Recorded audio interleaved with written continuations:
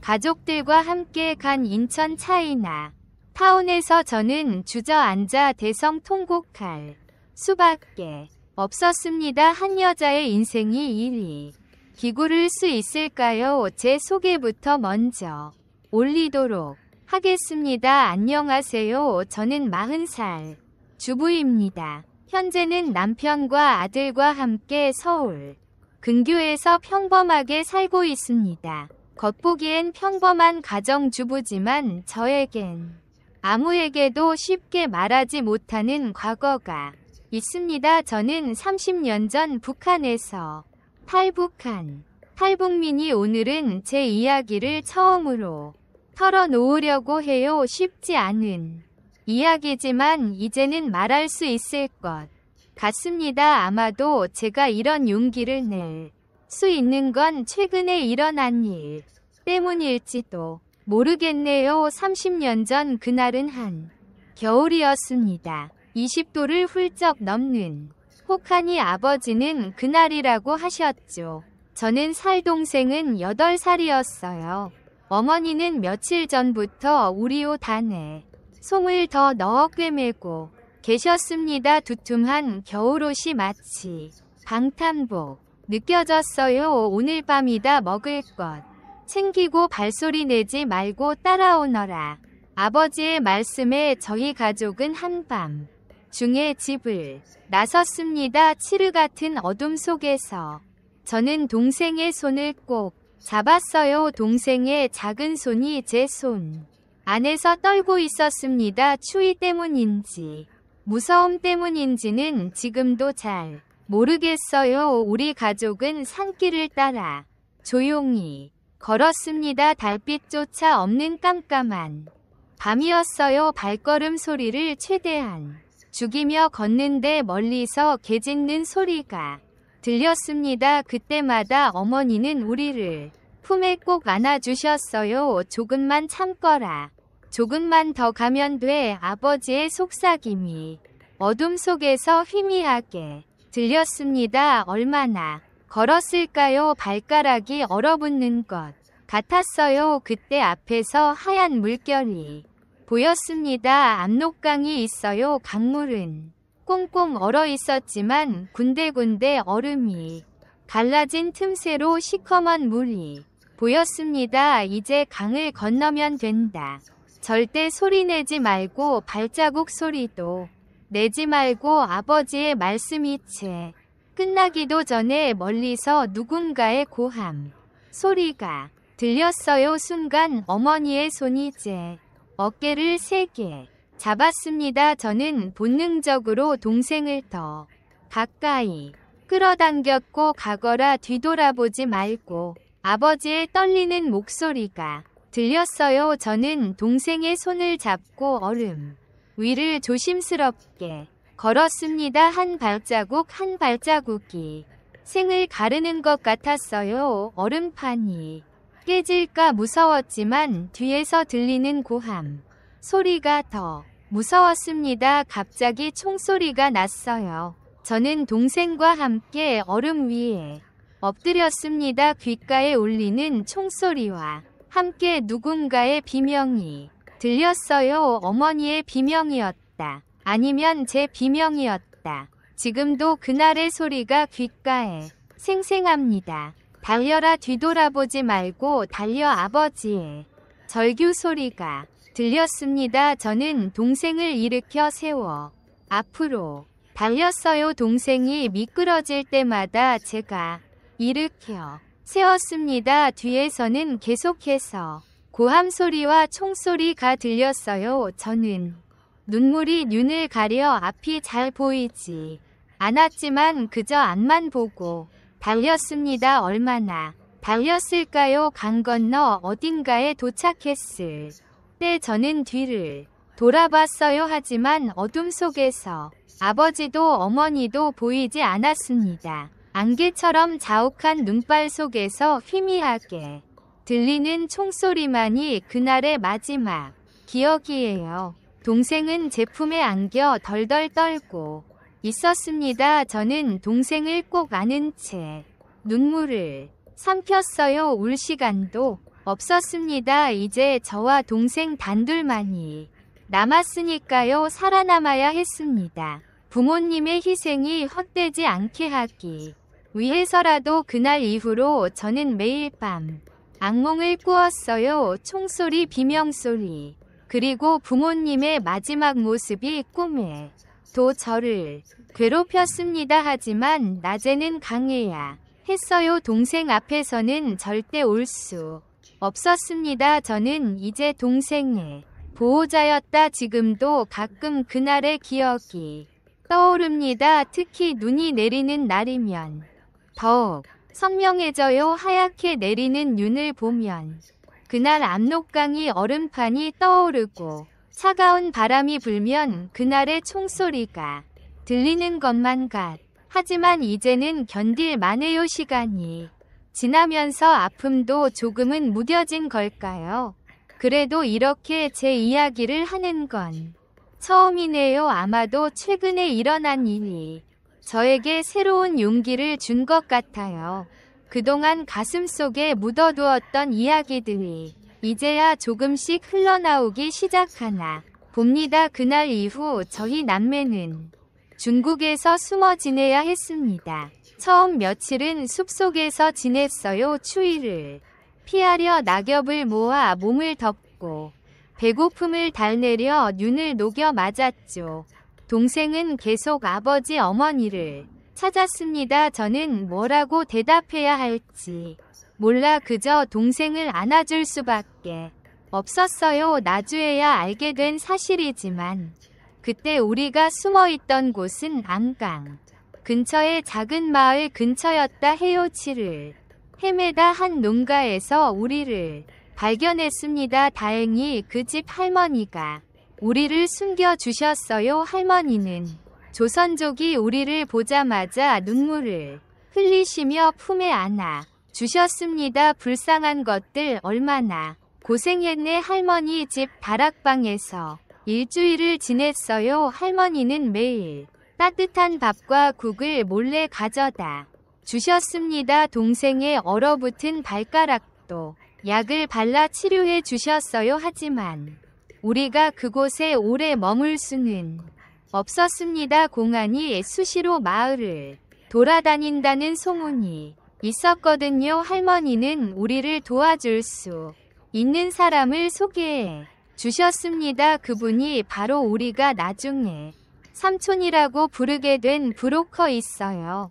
삼촌은 우리처럼 북한을 탈출한 사람들을 한국으로 보내주는 일을 하는 분이었습니다. 고생이 많겠지만 참아야 한다. 살아서 한국에 가는 게 너희 부모의 소원일 거야. 삼촌의 말씀에 저는 고개를 끄덕였어요. 그때부터 우리의 긴 여정이 시작됐습니다. 때로는 트럭 짐칸에 숨어서 때로는 밤새 산길을 걸어서 이동했어요. 삼촌은 우리를 데리고 도시와 시골을 오가며 안전한 곳을 찾아다녔습니다. 가장 힘들었던 건 배고픔이 하루에 한 끼도 먹기 힘들 때가 많았습니다. 동생이 배고파서 올 때면 제가 가진 것을 모두 줬어요. 저는 차라리 배고픈 게 나았습니다. 동생의 울음소리를 듣는 게 더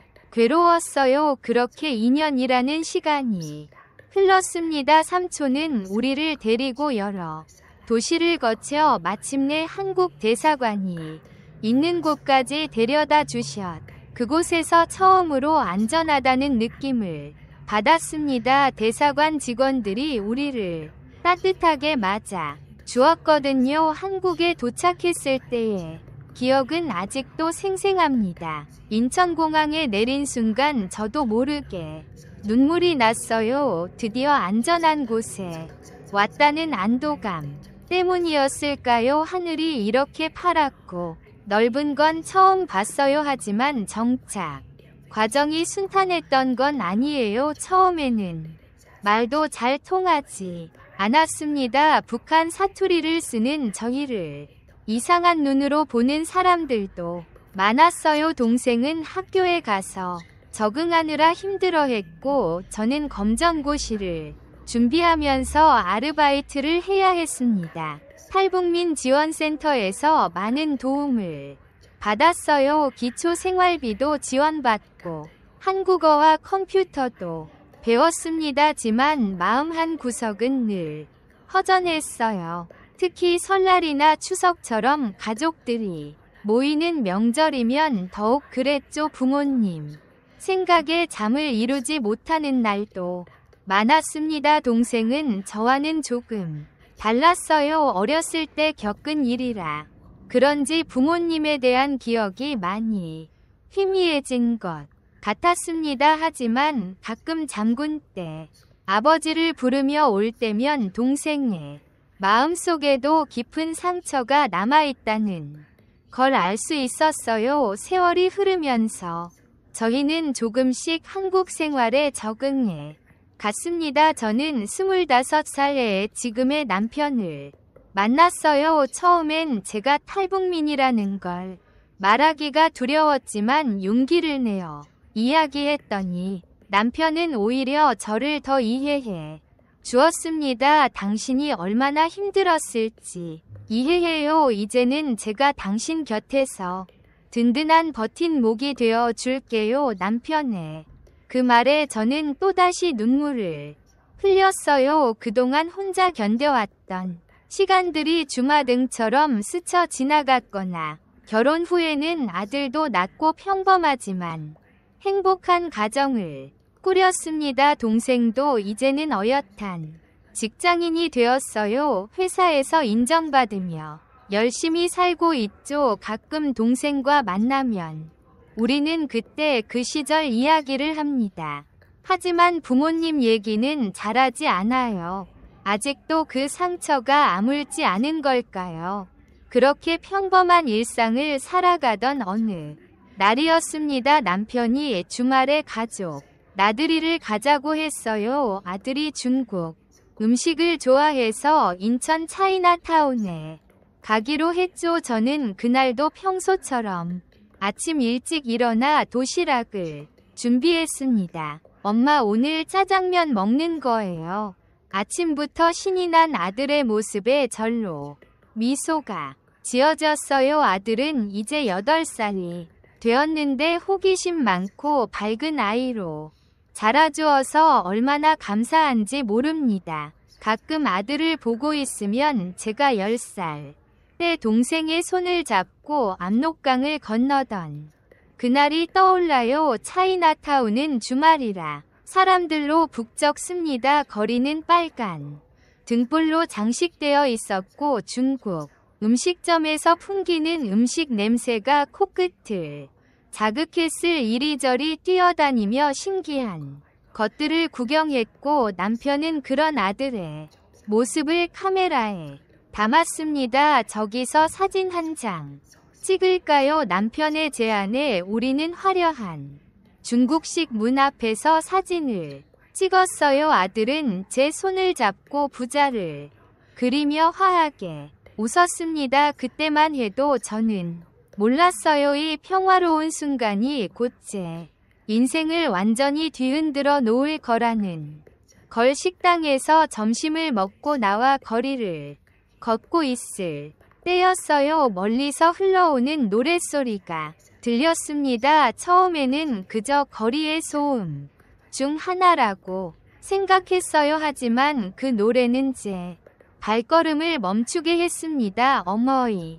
노래는 저도 모르게 중얼거린 말에 남편이 고개를 돌렸어요. 노래는 함경도 지방의 미녀였다 반의를 하시면서 자주 부르시던 그 노래였어요. 북한에서도 흔히 들을 수 없는 노래인데 이곳 차이나타운에서 듣게 될 줄은 꿈에도 몰랐습니다. 여보, 저기 저는 노래가 들리는 쪽으로 발걸음을 옮겼어요.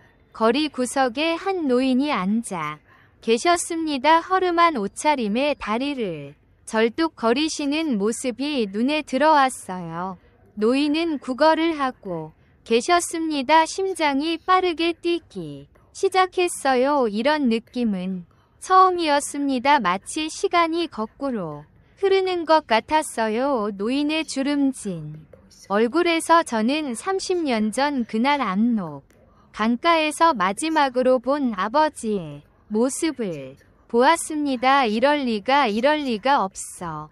떨리는 목소리로 중얼거렸어요. 남편이 제 옆에서 걱정스러운 눈빛으로 저를 바라보고 있었지만 저는 그저 그 노인만 보고 있었습니다. 노인은 계속해서 그 노래를 부르고 계셨어요. 아버지가 늘 부르시던 그 가락 그대로였습니다. 엄마, 왜 그러세요? 아들이 제 손을 잡아당기며 물었지만 대답할 수가 없었어요. 목이 메어 왔거든요. 저는 천천히 노인 앞으로 다가갔습니다. 다리가 후들거려서 한 발자국 내딛기도 힘들었어요. 노인은 고개를 숙인 채 노래를 이어가고 계셨습니다. 주변을 지나가는 사람들은 그저 평범한 거리의 풍경처럼 노인을 스쳐 지나갔어요. 하지만 저에게는 달랐습니다. 이 노래, 이 목소리, 그리고 저 뒷모습까지 모든 것이 아버지를 떠올리게 했어요. 저기 떨리는 목소리로 말을 걸었지만 노인은 반응이 없으셨습니다. 그저 노래만 계속하셨다. 다가갔습니다. 이제는 노인의 얼굴을 똑똑히 볼 수 있었어요. 그 순간 저의 온몸이 얼어붙는 것 같았습니다. 노인의 얼굴에 난 흉터, 그리고 왼쪽 귀 뒤에 작은 점까지 제가 어릴 적 늘 보았던 바로 그 모습이었어요. 세월의 흔적이 깊게 패어 있었지만 분명 아버지의 얼굴이었습니다. 아버지, 제 입에서 나온 한마디에 노인의 노래가 멈췄어요. 하지만 노인은 여전히 멍한 표정으로 앞을 바라보고 계셨습니다. 마치 현실과 떨어진 세계에 계신 것처럼 보였어요. 저는 떨리는 목소리로 다시 한번 말을 걸었습니다. 이번에는 제가 어릴 적 불리던 이름을 말했어요. 북한에서 쓰던 그 이름을. 하지만 노인의 반응은 여전히 없었습니다. 멍한 눈빛으로 허공만 바라보실 뿐이었어요. 어머니 이름은 최순옥이었어요. 그 순간이었습니다. 노인의 눈동자가 흔들렸어요. 마치 오랫동안 얼어붙어 있던 얼음이 녹기 시작하는 것처럼 노인의 표정이 조금씩 변하기 시작했습니다. 저는 마지막으로 동생의 이름을 말했어요. 그러자 노인의 눈에서 굵은 눈물이 흘러내렸습니다. 순옥이, 그래 순옥이. 아버지의 떨리는 목소리가 들렸어요. 저는 그 자리에서 주저앉고 말았습니다. 다리에 힘이 풀려서였을까요? 아니면 30년간 참아왔던 그리움이 한순간에 무너져서 였을까요? 아버지는 이제 저를 똑바로 보고 계셨어요. 아버지, 정말 아버지 맞으시죠? 제 눈에서도 눈물이 멈추지 않았습니다. 그동안 꿈에서도 그리던 아버지의 모습이 눈앞에 있었어요. 하지만 제가 기억하는 그하고 강인 아버지의 모습은 찾아볼 수 없었습니다. 그저 앙상한 뼈만 남은 노인의 모습 뿐이었어요. 여보, 무슨 일이에요? 남편이 걱정스러운 목소리로 물었습니다. 아들도 제 옆에서 불안한 듯 서 있었어요. 저는 떨리는 목소리로 말했습니다. 이분이 우리 아버지예요. 남편은 순간 할 말을 이은 듯 했어요. 하지만 이내 아버지 앞으로 다가가 깊이 허리를 숙였습니다. 아들은 상황을 이해하지 못한 채 우리를 번갈아 바라보고 있었어요. 아버님, 저는 따님의 남편입니다. 남편의 인사에 아버지는 여전히 멍한 표정이었습니다. 하지만 이제는 제 얼굴을 뚫어져라 쳐다보고 계셨어요. 마치 오랫동안 잃어버렸던 기억을 하나씩. 우리 딸 아버지의 목소리가 떨렸어요. 손을 뻗어 제 얼굴을 만지시 멈추었습니다. 마치 제가 환상처럼 사라질까 두려워하시는 것 같았어요.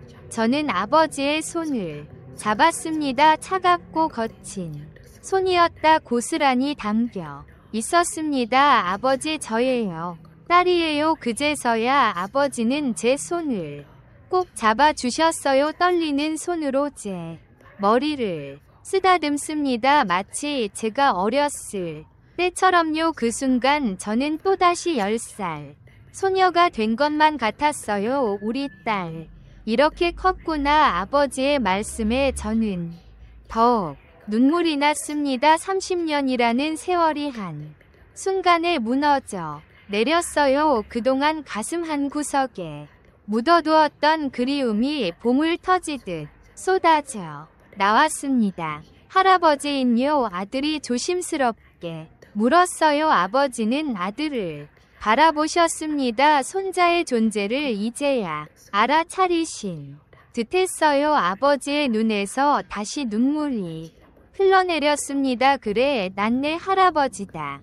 떨리는 목소리로 말씀하시는 아버지를 보며 저는 많은 생각이 들었어요. 이 30년 동안 아버지는 어떤 삶을 사셨을까? 어떻게 이곳까지 오시게 된 걸까? 그리고 왜 이렇게 힘든 모습으로 살고 계신 걸까? 주변에는 어느새 사람들이 몰려들기 시작했습니다. 낯선 광경에 구경하는 사람들이 하나둘 모여들었어요. 하지만 저희에게는 그런 게 전혀 신경 쓰이지 않았습니다. 그저 아버지의 손을 잡고 있는 것만으로도 꿈만 같았으니까요. 아버지, 이제 우리가 모시겠습니다. 남편이 단호하게 말했어요. 아버지는 고개를 절레절레 젓고 계셨지만 남편은 이미 아버지의 짐을 챙기기 시작했습니다. 그건 보다리 하나가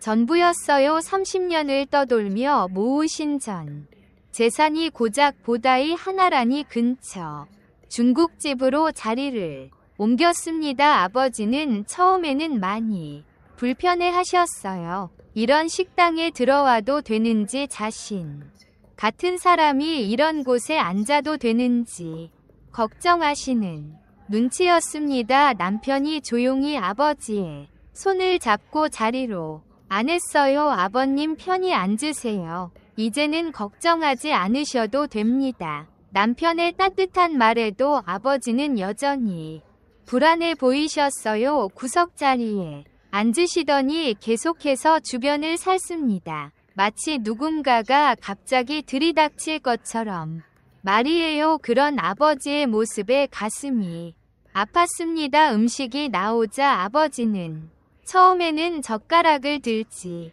못하셨어요. 하지만 제가 한 숟가락을 떠들자 그때부터는 마치 오랫동안 굶주린 사람처럼 허겁지겁 드시기 시작했습니다. 아버지, 천천히 드세요. 더 시켜드릴 수 있어요. 제 말에도 아버지는 계속해서 서두르며 드셨어요. 마치 음식이 곧 사라질 것처럼, 혹은 누군가가 빼앗아갈 것처럼 말이죠. 그런 아버지를 보고 있자니 눈물이 났습니다. 이 세월 동안 얼마나 굶주리고 고통스러웠을지. 어머니는 어떻게 되셨나요? 떨리는 목소리로 여쭈었습니다. 아버지의 손이 잠시 멈췄어요. 긴 침묵이 이어졌습니다. 아버지의 눈에서 다시 눈물이 흘러내렸어요. 너희 어미는 그날 바로 말씀을 잊지 못하시고 고개를 숙이 있습니다. 더 이상 여쭤볼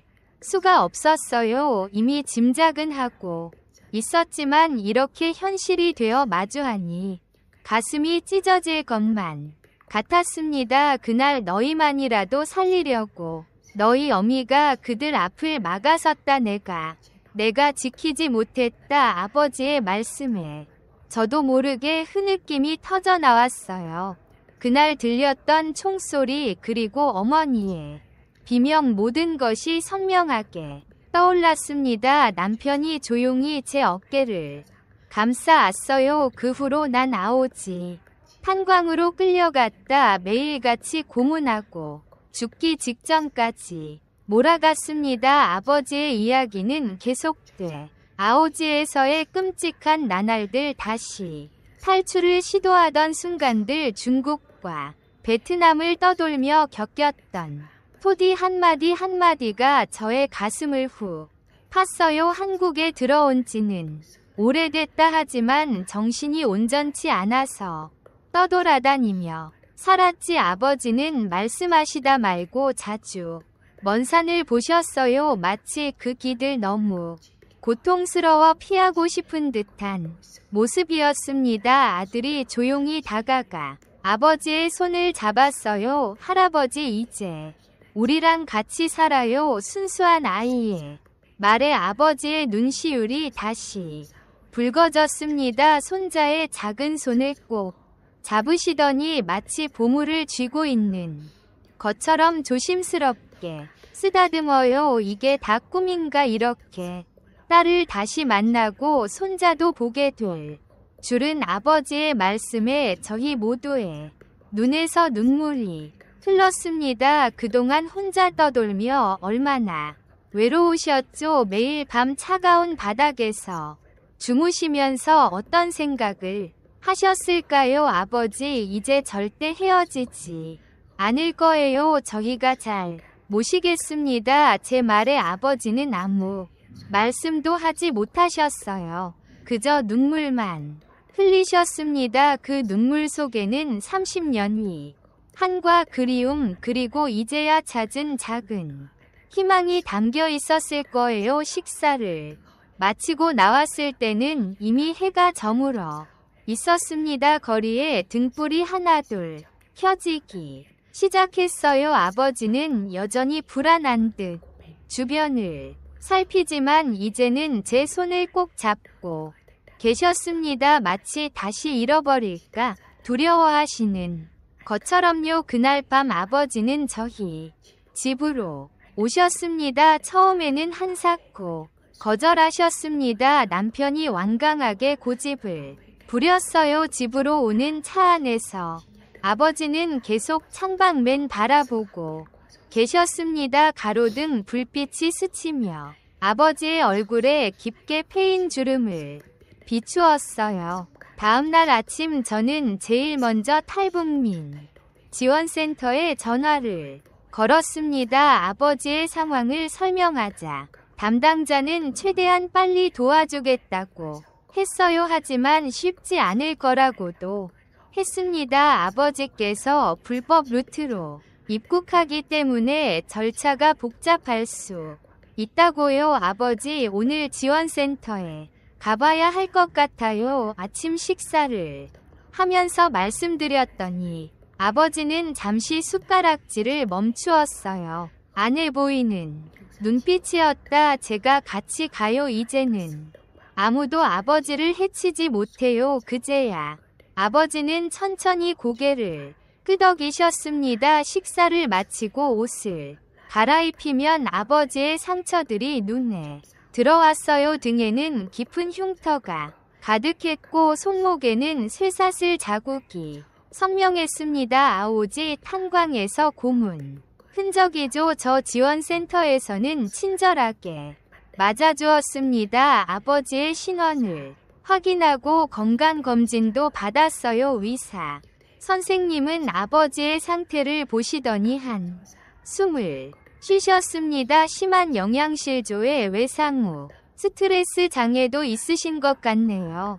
당장 치료가 필요합니다. 검사 결과를 듣는 동안 저는 눈물을 참느라 했었어요. 아버지의 몸 상태가 생각보다 훨씬 안 좋았거든요. 음악 뼈 마디마디가 도와드리겠습니다. 걱정 마세요. 담당 선생님의 말씀에 아버지는 그저 고개만 숙이고 계셨어요. 수속을 밟는 동안에도 계속 불안해하시는 모습이었습니다. 마치 모든 게 꿈이고 곧 깨어나면 다시 거리로 돌아가야 할 것처럼 말이에요. 아버지의 경우는 특별 케이스로 분류해서 최대한 빨리 처리해 드리겠습니다. 다만 시간이 조금 필요해요. 담당자는 친절하게 설명해 주었습니다. 불법 입국자 있던 아버지의 신분을 합법화하고 정부 지원을 받기까지는 시간이 걸린다고 했어요. 하지만 그동안 임시보호시설을 이용할 수 있다고 했습니다. 아니요, 우리 아버님은 우리랑 같이 살 겁니다. 남편이 단호하게 말했어요. 지원센터 직원들은 잠시 놀란 듯 했지만 이내 따뜻한 미소를 지어 주었습니다. 아마도 이런 경우가 흔치 않았나 봐요. 그날부터 아버지는 매일 병원에 다니셨습니다. 육체적인 치료도 받고 정신과 상담도 받으셨어요. 처음에는 많이 힘들어 하셨지만 시간이 지날수록 조금씩 나아지는 것이 보였습니다. 할아버지, 이거 제가 그린 그림이에요. 아들이 그린 그림을 보시면서 아버지는 처음으로 환하게 웃으셨어요. 손자의 그림을 방 한쪽 벽에 소중히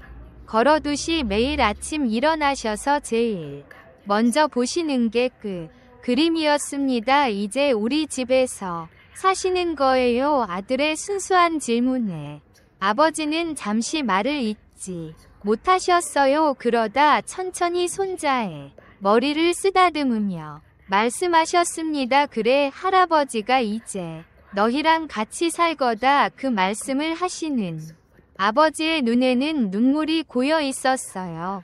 30년 만에 처음으로 가족이라는 울타리 안에 들어오시는 거였으니까요. 지원센터에서는 일주일에 한 번씩 아버지를 찾아왔습니다. 건강 상태도 체크하고 서류 작업도 도와주었어요. 점차 아버지의 정착 지원이 진행되면서 저는 처음으로 안도감을 느꼈습니다. 이제는 정말 아버지를 지킬 수 있을 것 같았거든요. 병원에서의 치료가 시작된 지 한 달이 지났습니다. 아버지의 건강 상태는 조금씩 나아지고 계셨어요. 다리를 절뚝거리는 것은 여전했지만 이제는 혼자도 산책을 다녀오실 수 있을 정도가 되셨습니다. 어느 날 아침 아버지가 일찍 일어나 창밖을 보고 계시는 걸 발견했어요. 옆에 다가가 보니 아버지의 눈시울이 붉어져 있었습니다. 아버지, 무슨 일 있으세요? 오늘이 내 어미 생일이다. 아버지의 말씀에 저도 모르게 가슴이 덜컥 내려앉았어요. 그동안 너무 바빠서 잊고 있었던 걸까요? 어머니의 생일이라니. 갑자기 어머니의 마지막 모습이 눈앞에 아른거렸습니다. 나 때문에, 다나 때문에. 아버지는 자책하던 중얼거리. 저는 아버지의 손을 꼭 잡았습니다. 차가운 손이 떨리고 있었어요. 아버지의 잘못이 아니에요. 그때 우리 모두는 최선을 다했잖아요. 하지만 제 말이 와닿지 않으신 것 같았어요. 아버지는 계속해서 먼 산만 바라보고 계셨습니다. 그때 동생에게서 전화가 왔어요. 아버지를 찾았다는 소식을 전해 듣고 달려온다고 했습니다. 누나, 정말 아버지가 맞아? 동생의 목소리가 떨렸어요. 저는 아버지를 바라보며 대답했습니다. 그래, 아버지야, 어서 와. 동생이 도착했을 때 아버지는 여전히 창가에 앉아 계셨어. 동생은 현관에 들어서자마자 그 자리에 굳어 버렸습니다. 어린 시절의 기억이 힘이 했을 텐데도 아버지를 한눈에 알아본 것 같았어요. 아버지. 동생은 조심스럽게 다가갔습니다. 아버지는 천천히 고개를 돌리셨어도 얼굴을 한참 바라보셨습니다. 내가 우리 맞고. 그 말씀과 함께 아버지와 동생은 서로를 끌어안았어요. 둘 다 아무 말도 하지 않았지만 그 포옹 속에는 30년의 그리움이 고스란히 담겨 있었습니다. 어머니가 보고 싶어요. 동생이 작은 목소리로 말했어요. 평소 어머니 얘기는 꺼내지도 않던 동생이었는데 오늘은 달랐습니다. 아마도 아버지를 다시 만난 것이 동생의 마음속 깊이 묻어두었던 감정을 끌어낸 걸까요? 너희 어미는 마지막까지 너희 걱정 뿐이었다. 아버지의 말씀에 우리 모두 눈물이 났습니다. 그날 어머니가 보여주신 희생은 너무나 크고 무거웠어요. 우리를 살리기 위해 자신의 목숨을 내어 주신 거니까요. 어머니가 계셨다면 얼마나 좋았을까. 제 말에 아버지는 깊은 한 숨을 내쉬어 동생은 조용히 눈물을 닦았습니다. 그때 아들이 들어왔어요. 할아버지 왜 울어요? 아파요. 순수한 물음에 아버지는 고개를 저어 있습니다. 대신 손자를 품에 안으셨어요. 아니다. 할아버지는 행복해서 우는 거란다. 그 말씀을 하시는 아버지의 눈빛이 달라져 있었어요. 비록 슬픔은 여전했지만 그 안에 작은 희망이 깃들어 있는 것 같았습니다. 자, 이제 밥 먹을 시간이에요. 제가 말하자 모두 식탁으로 모였습니다. 오늘따라 식탁이 더욱 특별해 보였어요. 비록 어머니의 빈자리는 크게 느껴졌지만 우리 가족이 다시 하나가 되어 가고 있다는 사실이 가슴 따뜻하게 다가왔습니다. 어머니, 저희가 잘 살고 있어요. 아버지도 이제 저희와 함께해요. 마음속으로 기도하듯 중얼거렸어요. 창밖으로 따스한 햇살이 비치고 있었습니다. 마치 어머니가 저희를 내려다보며 미소 짓고 계신 것만 같았어요. 시간이 흘러 계절이 바뀌었습니다. 아버지와 재회한 지도 어느덧 석 달이 지났어요. 이제 아버지는 저희 집에서 완전히 자리를 잡으셨습니다. 아침이면 일찍 일어나 손자와 함께 아침 산책을 다녀오시고 낮에는 정원에서 작은 텃밭을 가꾸시며 지내세요. 할아버지가 심은 상추에 이제 곧 먹을 수 있대요. 아들이 신이 나서 텃밭을 가리키며 말했어요. 아버지는 손자의 머리를 쓰다듬으며 미소 지으셨습니다. 예전에 무표정하고 공허했던 눈빛은 이제 찾아볼 수 없어요. 대신 따뜻한 할아버지의 눈빛으로 바뀌었죠. 할아버지가 북한에서 농사도 지으셨다. 아들의 질문에 아버지는 잠시 생각에 잠기셨는데 드리면 이내 안정을 찾으십니다. 아버지, 내일은 동생이 오기로 했어요. 제 말에 아버지의 눈빛이 반짝였습니다. 동생은 일주일에 한 번씩 꼭 찾아와요. 처음에는 어색해하던 동생도 이제는 자연스럽게 아버지와 대화를 나누고 함께 시간을 보내죠. 그래, 우리 막내가 오는구나. 이번에는 내가 직접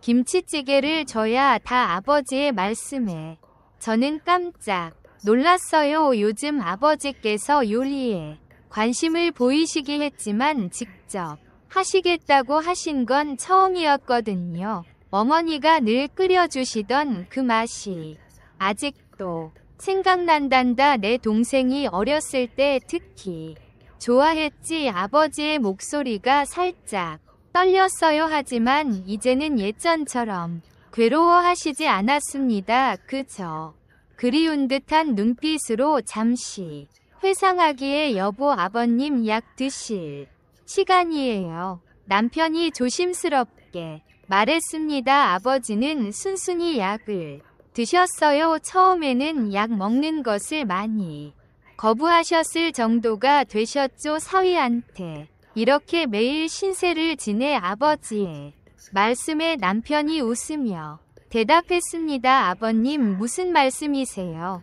저희 가족인데. 그 말을 들은 아버지의 눈 시울이 붉어졌어요. 가족이란 단어가 아직도 아버지에게는 특별한가 봅니다. 30년을 홀로 떠돌며 그리워했던 그 단어. 이후 저녁이 되자 우리는 다 같이 식탁에 모였어요. 아버지가 직접 기르신 상추로 쌈을 싸드시면서 행복해 하시는 모습을 보니 저도 덩달 행복했습니다. 이제 정말 다 꿈 같네. 식사를 마치시고 아버지가 중얼거리듯 말씀하셨어요. 꿈이 아니에요, 아버지. 이제 저희가 있잖아요. 제 말에 아버지는 따뜻하게 미소 지으셨습니다. 비록 다리는 여전히 불편하시고 가끔 악몽을 꼬이지만 이제는 편안해 보이셨어요. 그래, 이제는 안전하고요. 저는 고개를 끄덕였습니다. 그래요, 이제는 정말 안전해요. 더 이상 도망치지 않아도 되고 숨지 않아도 됩니다. 우리는 이제 진짜 가족이 되어 함께 살아갈 수 있어요. 창밖으로 달빛이 스며들었습니다. 30해 전 그날 차가운 달빛 아래에서 우리는 헤어졌었다. 하지만 이제는 따뜻한 달빛 아래서 다시 하나가 되었습니다. 어머니는 이제 우리 곁에 없지만 분명 하늘에서 지켜보고 계실 거예요. 우리가 이렇게 다시 만나 행복하게 살아가는 모습을 보시며 마음 편히 쉬고 계시겠죠. 우리 이제 앞으로도 쭉 이렇게 살아요. 제 말에 아버지는 손자를 품에 안으며 고개를 끄덕이셨습니다. 이제 우리는 진짜 새로운 시작을 할 수 있을 것 같아요. 비록 과거의 상처는 완전히 지 않았지만 우리에겐 서로가 있으니까요.